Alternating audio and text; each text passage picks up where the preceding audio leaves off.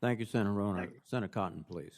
Admiral, thanks for your appearance. Thanks for your service, and congratulations on your nomination. I want to talk a little bit more about Taiwan, and here I want to very much get your professional military advice. Taiwan is a very vibrant democracy, and we respect our democratic partners like Taiwan.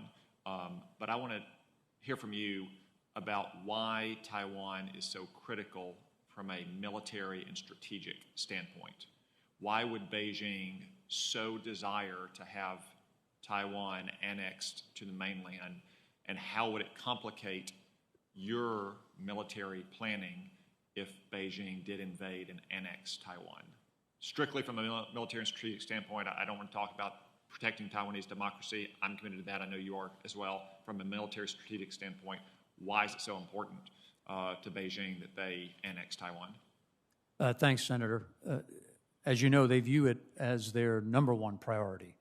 The rejuvenation of the Chinese Communist Party is at stake, very critical as they look at the problem.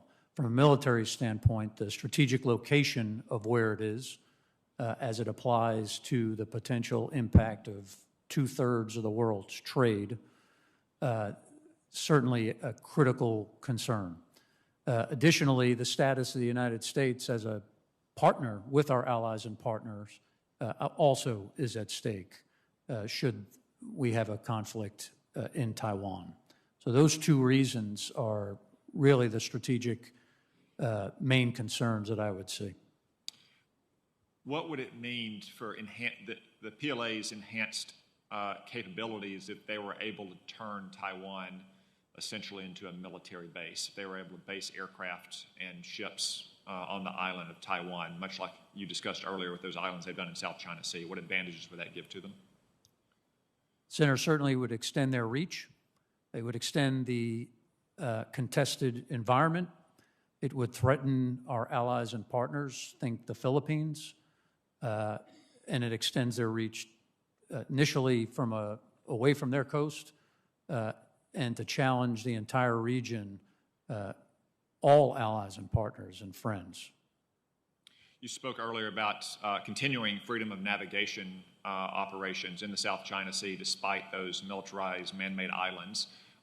If Taiwan were annexed to the mainland and the PLA Navy were based there, would you be able to continue freedom of operation navigations in the South China Sea, or does the fact that Taiwan sits right at the top of the South China Sea significantly impede those operations?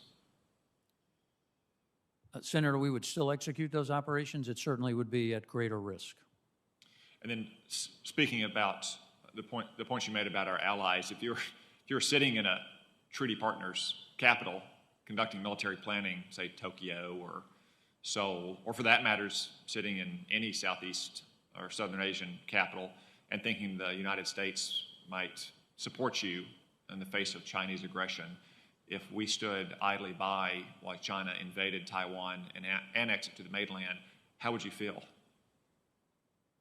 Senator, that was my second point. It certainly would impact the credibility of the United States as a partner in the region. Thank you. Last week, Admiral Davidson testified that he thinks the PLA may have the capability to effectively invade Taiwan in as soon as 6 years, maybe less. Do you agree with that view? Senator, there's many numbers out there. I know Admiral Davidson said 6 years. You have to ask him where he made that assessment. There are spans from today to 2045.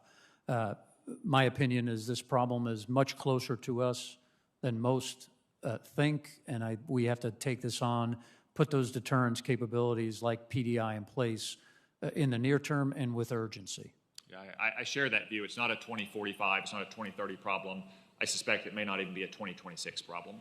From a military planning point of view, what is the best time of year, given light weather and sea conditions, for the PLA to launch an invasion of Taiwan? Is it the middle part of spring? Yes, sir. That is certainly a better time as it applies to sea state and environmentals. Do you recall when the Sochi Winter Olympics ended in 2014? Yes, Senator. February 23rd. Do you recall when Russia invaded Crimea? I don't have the date, Senator. It I apologize. February 27th, 4 days later. The Beijing Winter Olympics end February 23rd next year. Thank you, Senator Cotton. Senator Kane, please.